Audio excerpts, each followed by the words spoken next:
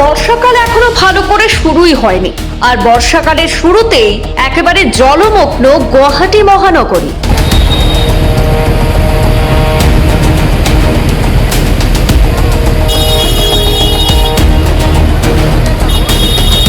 আপনারা দেখলেন এক্সক্লুসিভ সেই দৃশ্য। বিংশ শতাব্দীতে দাঁড়িয়েও আজ যেন মুখ থুবড়ে পড়ে রয়েছে গুয়াহাটি পুর পরিষদ। জল নিষ্কাশন ব্যবস্থা কার্যত বিপর্যস্ত অবস্থায় রয়েছে। প্রশ্নের মুখে প্রশাসন ও রাজ্য সরকারের ভূমিকা। এই মুহূর্তে যে দৃশ্য আপনাদেরকে দেখাচ্ছি, সেটাকে কি আপনারা বলবেন স্মার্ট সিটি?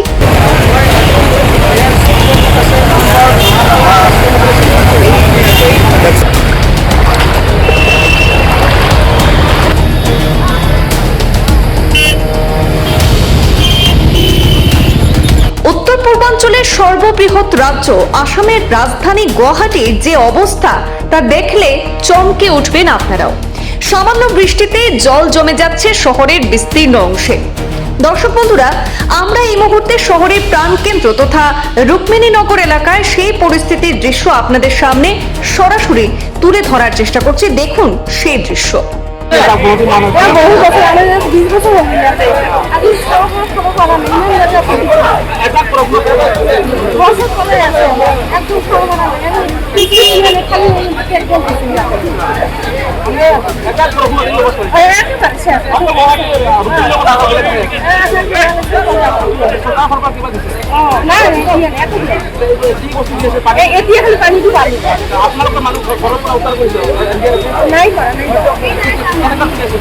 এনে আসুন উপরের মানুষ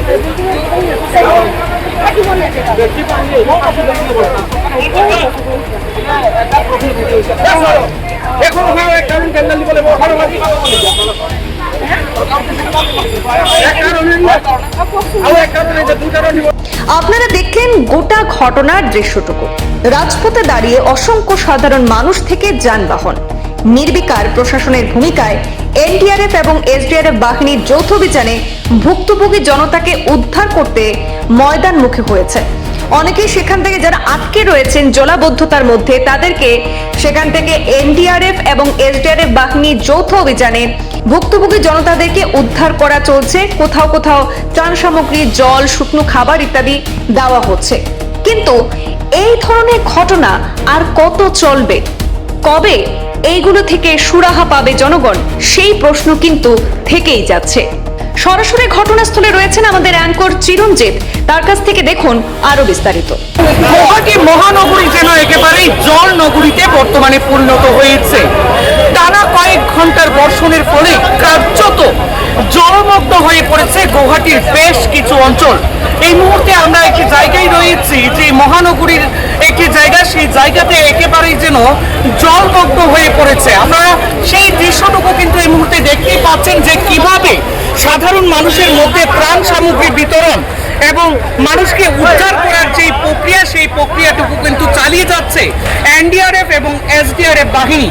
ওনাদের যৌথ প্রচেষ্টায় এই মুহূর্তে কিন্তু সাধারণ মানুষের মধ্যে ত্রাণ সামগ্রী বিতরণের এক বিশেষ পর্ব কিন্তু দেখতেই পাচ্ছেন, যে একেবারেই কিন্তু শহরের প্রধান সড়কগুলোতেই যেন জলমগ্ন হয়ে পড়েছে। সাধারণ মানুষের দুর্ভোগের যেন অন্ত নেই। দেখতেই পাচ্ছেন এই মুহূর্তে গাড়ি চলাচল এবং সাধারণ মানুষের যে চলাচলে ব্যাহত সৃষ্টি হচ্ছে। কয়েক ঘন্টার বর্ষণেই কিন্তু বিভিন্ন দোকানপাট থেকে শুরু করে রাস্তার আশপাশ এলাকা কিন্তু একেবারেই জলমগ্ন হয়ে পড়েছে। এনডিআরএফ এবং এসডিআরএফ বাহিনীর যৌথ প্রচেষ্টায় এই মুহূর্তে জল থেকে শুরু করে বিভিন্ন খাওয়ার সামগ্রী, সেগুলো কিন্তু বন্টন করা হচ্ছে। একেবারেই গুয়াহাটি মহানগরীর জল নিষ্কাশনী ব্যবস্থা যখন মুখ থুবড়ে পড়েছে, ঠিক তখনই কিন্তু সাধারণ মানুষের অভিযোগ যে এইভাবে দিনের পর দিন আর কত চলবে। মানুষের এই দুর্ভোগের এই অন্ত যেন একেবারে মুখ থুবড়ে পড়েছে, এবং দুর্ভোগের এই অন্ত যেন গুয়াহাটি পৌরসভা থেকে শুরু করে রাজ্য সরকার একেবারেই যেন নিষ্ক্রিয় ভূমিকা, আর সেই ভূমিকায় দাঁড়িয়ে সাধারণ মানুষের প্রাণ যেন উষ্ণাগত হয়ে পড়েছে। সরাসরি আপনারা কিন্তু এই মুহূর্তে আমাদের সাথে দেখতেই পাচ্ছেন এক্সক্লুসিভ সেই দৃশ্য। টানা কয়েক ঘন্টার বর্ষণে একেবারে মুখ থুবড়ে পড়ে রয়েছে নিষ্কাশনী ব্যবস্থা। সাধারণ মানুষের প্রাণ যেন একেবারেই উষ্ণাগত অবস্থায়। এই মুহূর্তে আমার সহযোগী ক্যামেরাম্যানকে অনুরোধ করব যে গোটা বিষয়টুকু আপনাদের সামনে তুলে ধরার জন্য।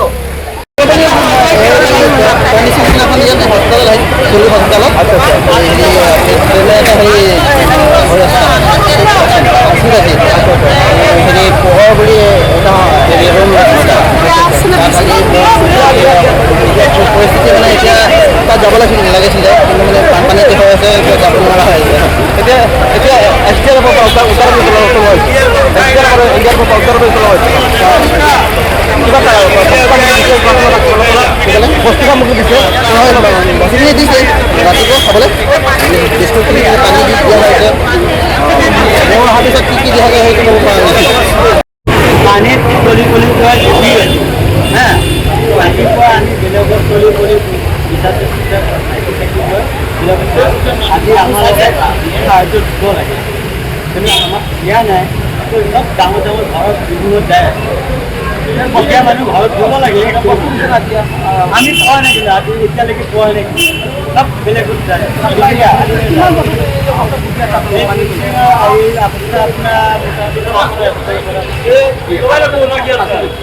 আগতে ভাষা ল'বগৈ ইয়াত কৰি বহুত বেছি যোৱাকালিৰ পৰা আজি বহুত কেতিয়াও